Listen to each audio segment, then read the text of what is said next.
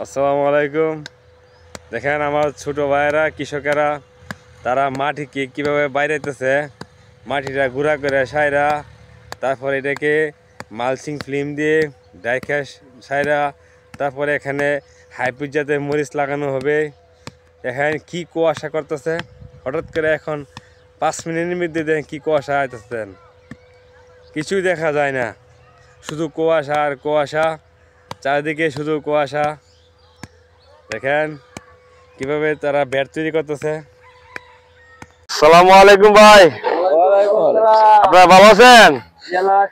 এখানে ভাই কি কাজ করতেছেন ভাই? এখানে কাজ করতে কৃষি কাজ। এখানে কি মানে আপনি কি লাগানো হবে?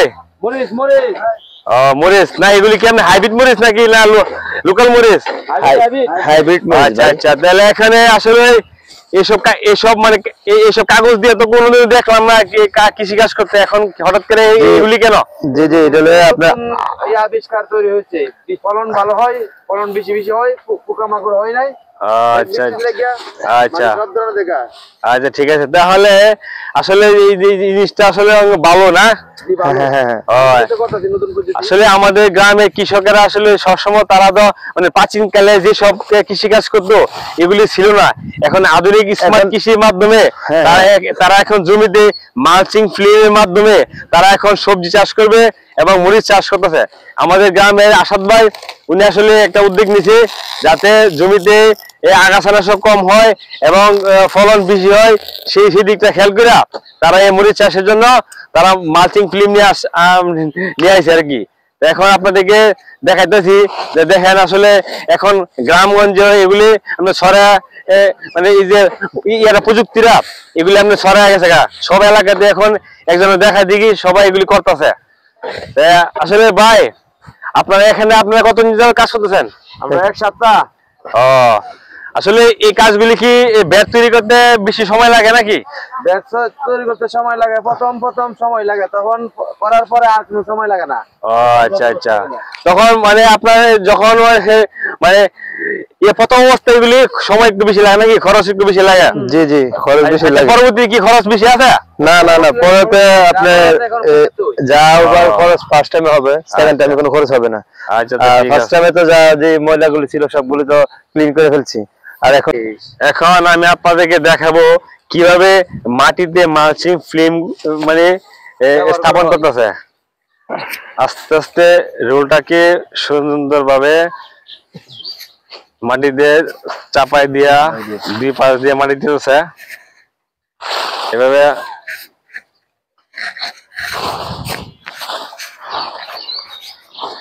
মাটি দিয়ে ডাইখা দিতেছে, দেওয়ার পরে এটাকে আপনার আস্তে আস্তে ছড়াই দিবে, ছড়াই দুই পাশ দিয়ে মাটি দিয়ে দিবে। দেওয়ার পরে দেখনা দেওয়া হবে। আরে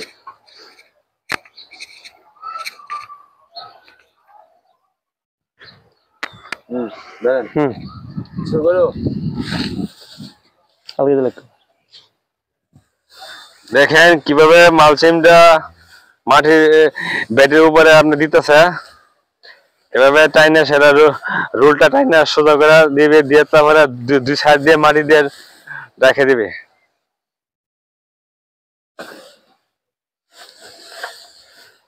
হয়ে গেছে।